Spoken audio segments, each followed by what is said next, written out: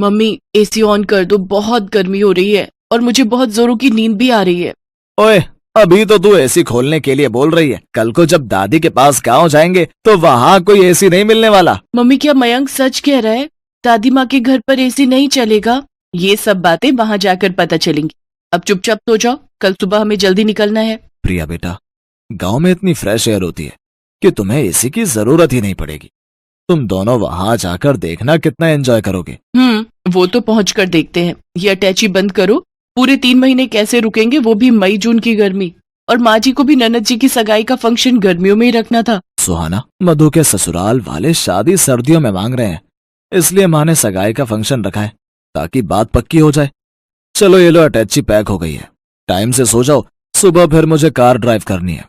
Good night. Winters में रख लेती। मनोज का परिवार गांव में रहता था। सुहाना और बच्चे पहली बार गांव जा रहे थे। सुहाना की शादी के बाद उसकी सास और ननद ही शहर में रहने आए थे, पर सुहाना का कभी गांव जाना ही नहीं हुआ। मनोज की शादी शहर में ही हुई थी। पहली बार सुहाना बच्चों के साथ गांव जा रही थी, इसीलिए वो परेशान थी कि गर्मियों में ना जाने गांव में क्या हालत होगी। बच्चों को एयर कंडीशनर की आदत है, पता नहीं वहां क्या हाल होगा। यही घबराहट सुहाना और बच्चों के मन में थी। अगले दिन मनोज सुहाना और बच्चों के साथ गांव पहुंचता है। सुहाना बहू, क्या बात है, जब पिछली बार पहले शहर में तुम्हें देखा था तो तुम्हारी सेहत बहुत अच्छी थी। बच्चे भी बड़े कमजोर हो गए हैं। क्या बात है, कुछ खाते पीते नहीं हो क्या? माँ, अब ये लोग गांव आ गए हैं, अब इन्हें अपने हिसाब से खिला पिलाकर तगड़ा करो। हाँ बेटा, तुम चिंता मत करो। अब ये बच्चे मोटे ताजी सेहत वाले होकर ही शहर जाएंगे। ये लो बच्चों, ठंडी ठंडी मीठी लस्सी पियो। दादी, लस्सी वो क्या होता है? बिटिया, लस्सी जो दही से बनती है, पीकर देखो फिर पता चलेगा। दादी, मुझे भी लस्सी पीनी है। हाँ हाँ बेटा। मधु, ओ मधु, लस्सी के गिलास और ले आ बिटिया। माँ जी, और रहने दीजिए, ये बच्चे तो ऐसे ही कह रहे हैं। मैं इन्हें इसी में से थोड़ा थोड़ा दे दूंगी, ये दोनों पी नहीं पाएंगे। नहीं मम्मी, मैं पी लूंगा, मुझे पूरी पीनी है। हाँ हाँ, मेरा बेटा पूरा पी लेगा। और लस्सी तो बहुत फायदा करती है। गर्मियों में ठंडा पेय पदार्थ है, इसको पीने से शरीर ठंडा रहता है। मैं रेस लगाऊंगी, देखती हूँ तुम दोनों में से कौन जल्दी लस्सी पीता है। सुहाना देखती है प्रिया और मयंक गटगट लस्सी पीकर गिलास खाली कर देते हैं। उन्होंने बहुत शौक से लस्सी पी थी। कई बार सुहाना शहर में बच्चों को दूध या दही देती थी तो नहीं लेते थे, जबरदस्ती देना पड़ता था। पर आज तो दोनों बच्चे लस्सी को एकदम से पी गए। दादी, मैं फर्स्ट हूँ। दादी, मैं फर्स्ट हूँ। हाँ हाँ, दोनों फर्स्ट आए हो। अब तुम दोनों को इनाम मिलेगा। ये देखो, बाग के पके हुए मीठे मीठे रसीले आम। तुम दोनों बच्चों को आम पसंद है ना? वाह, मैंगो। मैंगो तो मुझे बहुत पसंद है। बस, तो फिर अब हम इन आमों को बाल्टी में ठंडे पानी में भिगो देंगे ताकि इनकी गर्मी निकल जाए और ये ठंडे हो जाए। फिर मैं इन आमों को रात में तुम्हें खाने के लिए दूंगी। सच माँ, बच्चे गांव आकर कितना कुछ सीख जाएंगे। बस आज पहला दिन है ना, तो ये सोच रहे हैं कि बच्चे कुछ नहीं कहेंगे। 1-2 दिन बाद देखना कितना शोर मचाएंगे। अब आज रात को जब इनको एसी नहीं मिलेगा ना, तब पता चलेगा शहर की गर्मी और गांव की गर्मी में कितना फर्क है। गर्मी के मारे जब पसीने छूटेंगे, मच्छर काटेंगे, तब कहेंगे वापस शहर चलो। क्या हुआ भाभी, आप क्या सोचने लगे? ये लो आपकी लस्सी। और शाम के खाने के लिए मैंने दाल चावल, अरबी की सूखी सब्जी और मटर पनीर बनाया है। वो माँ कह रही थी कि बच्चे दाल चावल पता नहीं खाए या ना खाए, इसलिए मटर पनीर शौक से खा लेंगे। हाँ हाँ ठीक है, वैसे मैं आऊँ क्या तुम्हारी हेल्प के लिए? नहीं नहीं भाभी, वो तो सब लोग मिलकर कर रहे हैं, आप आराम करो। कितने दिनों बाद तो हमसे मिलना हुआ है। मैं थोड़ी देर में खाली होकर आपसे बात करती हूँ, आप माँ के साथ बैठकर बातें करो। बच्चे गांव आकर सचमुच बहुत खुश थे। वो अपनी दादी और बाकी सब रिश्तेदारों के साथ खूब हंस खेल रहे थे। रात के समय प्रिया बोली, दादी गर्मी लग रही है, एसी ऑन करना है। अरे बच्चों, तुम दोनों मेरे साथ छत पर चलो, सबके बिस्तर छत पर ही बिछाए हैं। माँ, कितने दिनों बाद आज हम सब मिलकर छत पर सोएंगे। सचमुच बहुत ही बढ़िया नींद आएगी। अब तो मेरी आंख सुबह ही खुलेगी। मधु, मुझे तो एक मोटी चादर दे देना, रात को ठंड हो जाती है। ठीक है भैया। मनोज, कितनी बार तुम्हें कहा था कि गांव आने से पहले एक एसी गांव में भिजवा दो ताकि यहाँ फिटिंग हो जाती, तो हम कमरे में आराम से सो सकते थे। सुहाना, हम लोग शहर में रहते हैं और मधु कुछ टाइम बाद अपने घर चली जाएगी। माँ को एयर कंडीशनर की आदत नहीं है। मैंने माँ को कहा था, पर उन्होंने कहा था कि वो कभी यहाँ रहती है कभी हमारे पास शहर में तो एयर कंडीशनर लगाने का फायदा ही क्या। यहाँ पर तो सब लोग छत पर ही सोते हैं, बहुत बढ़िया नींद आती है। यहाँ कोई नहीं चलाता एसी, सबको खुली हवा में सोने की आदत है। और देखो बच्चे भी माँ के साथ कितने आराम से छत पर सोने चले गए। सुहाना देखती है कि बच्चे छत पर अपनी दादी के साथ लेटे हुए कहानी सुन रहे थे और कहानी सुनते सुनते सो गए। सुहाना हैरान रह जाती है। कुछ दिनों बाद मधु की सगाई का फंक्शन बहुत अच्छे से हो जाता है। बच्चे जब तक गांव में रहे उन्होंने एक बार भी किसी बात को लेकर जिद नहीं की। गांव की गर्मी का असर बच्चों पर बिल्कुल भी नहीं हुआ। सुहाना समझ जाती है कि उसकी सोच गलत थी। बच्चों ने गांव की गर्मी को खूब एंजॉय किया। जिस तरह शहर में गर्मी से बचने के मशीनरी साधन उपलब्ध हैं, उसी तरह गांव में गर्मी से बचने के प्राकृतिक साधन उपलब्ध हैं। वो खुश थी कि बच्चों को हर स्थिति में रहने की आदत हो गई, भले ही वो गांव में रहे या फिर शहर में। वो अपने आप को स्थिति के अनुसार बदल लेंगे। बच्चों, तुम सब बहुत याद आओगे।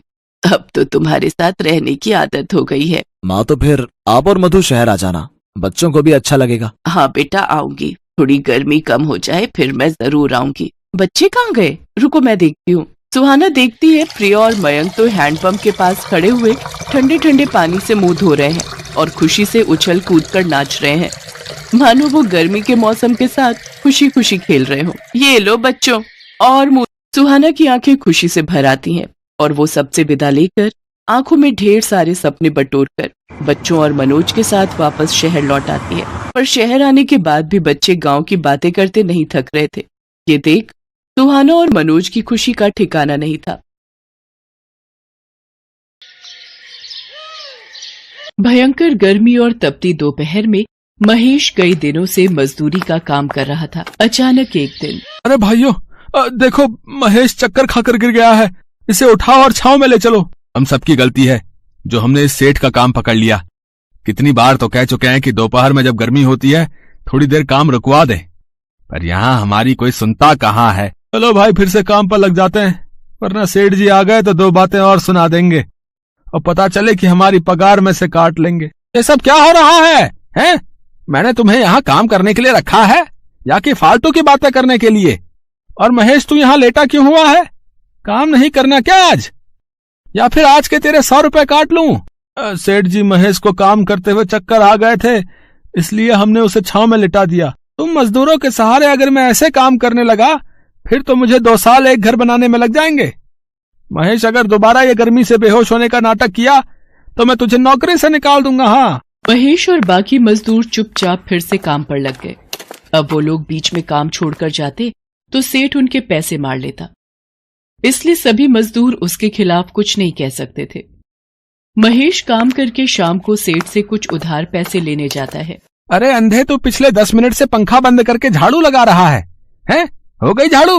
अब जल्दी से पंखा चला और सामने कूलर का बटन भी खोलता जा और मेरे लिए बढ़िया सी ठंडाई बर्फ डालकर बना ला। चल जा। जी मालिक, अभी बनाकर लाता हूँ। काम चोर कहीं के, फिजूल की तनख्वाह खाने की आदत पड़ गई है, हैं? और एक काम नहीं करते, बताओ। हाँ महेश, क्या काम है? तू बोल। मालिक, कुछ पैसे उधार चाहिए थे। मेरे घर का पंखा खराब हो गया है और बिना पंखे के रात को बीवी बच्चों को बहुत गर्मी लगती है।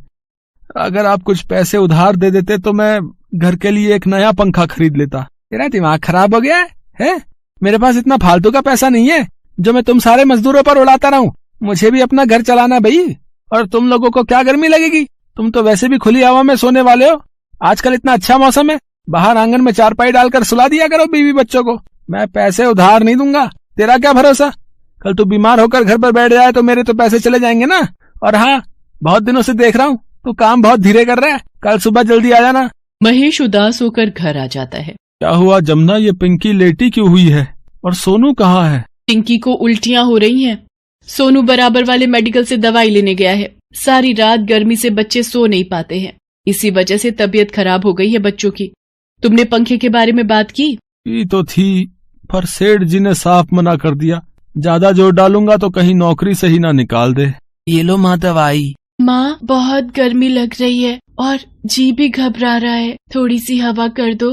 पिंकी बिटिया, आ मेरी गोदी में आजा, मैं तुझे हवा करता हूँ। पता नहीं हम गरीबों के साथ ऐसा क्यों होता है। ये अमीर लोग हमारी परेशानी को क्यों नहीं समझते हैं। थोड़ी सी मदद कर भी देंगे तो उनका क्या चला जाएगा? और फिर उधारी तो मांगे हैं, तुम तो काम करके पैसे चुका देते। एक बार कल फिर कोशिश करता हूँ, शायद सेठ जी का दिल पिघल जाए। महेश एक बहुत ही गरीब मजदूर था। छोटे से कमरे का किराया, रोजाना की रोटी सब्जी, भला 200 रुपए रोजाना कमाने वाला एक गरीब महेश नया पंखा कहाँ से खरीदता? महेश ने सोचा कि वो दोबारा एक बार कोशिश करके देखेगा। महेश और सारे मजदूर काम में लगे हुए थे। बहुत देर से सेठ का कहीं पता नहीं था। क्या बात है महेश, आज तो सेठ जी कहीं नजर नहीं आ रहे, तभी माहौल में शांति है। सही कह रहा भैया, नहीं तो अब तक 10 बार आकर हमें टोक चुके होते। हो सकता है गोदाम में बैठे होंगे और पंखे और कूलर की ठंडी हवा खा रहे होंगे। क्या करूं, क्या सेठ जी से दोबारा पंखे के लिए पैसे मांगू? एक बार बात करके देखता हूँ। अब तो शाम होने वाली है, सेठ जी यहाँ तो आए नहीं है, मैं खुद ही गोदाम पर चला जाता हूँ। महेश गोदाम पर पहुंचता है तो उसे वहां पर सेठ जी दिखाई नहीं देते। तभी उसे सेठ जी के कराहने की आवाज आती है। अरे, ये आवाज तो बेसमेंट से आ रही है, यहाँ तो बहुत अंधेरा है। अरे सेठ जी, ये सब कैसे हुआ? आप यहाँ बेसमेंट में? महेश किसी तरह सीढ़ियों से सेठ जी को ऊपर लेकर आता है और सारे मजदूरों को बुला लेता है। तुम लोग यहीं सेठ जी के पास रुको, मैं किसी डॉक्टर को बुला कर लाता हूँ। महेश, सेठ जी ने हम सबके साथ इतना बुरा सलूक किया है, अब हम क्यों डॉक्टर को बुला कर लाए भाई? हैं? हमें क्या पड़ी है, हम भी घर चलते हैं, बोल देंगे कि हमें पता नहीं चला। किशोर, ये तुम कैसी घटिया बातें कर रहे हो? तुम्हें पता भी है इस वक्त सेठ जी की हालत कितनी खराब हो रही है? अगर तुम में से कोई नहीं यहाँ रुकेगा तो मत रुके, मैं सेठ जी को डॉक्टर के पास खुद ही ले जाता हूँ। हमें माफ कर दो महेश, हमसे गलती हो गई, तुम डॉक्टर को बुला लो, तब तक हम सेठ जी का ध्यान रखेंगे। महेश डॉक्टर को बुला लाता है। तब तक सेठानी भी खबर सुनकर वहां पहुंच जाती है। सेठ जी बीपी के मरीज हैं, गर्मी की वजह से इन्हें घबराहट हो गई थी, अगर कुछ देर और ये बेसमेंट में रहते तो इनकी जान भी जा सकती थी। महेश, तुमने आज सेठ जी की जान बचाकर हमारे ऊपर बहुत बड़ा एहसान किया है। तुम ठीक कह रही हो कल्याणी, मैंने हमेशा इन सब मजदूरों के साथ इतना गलत किया, मैं इनकी परेशानी को कभी समझ नहीं पाया। महेश, मैं तो नाम का अमीर हूं, पर तुम तो दिल से अमीर हो, ये मुझे आज पता चल गया, मुझे माफ कर दो। उस दिन से सेठ ने अपना व्यवहार बदल लिया।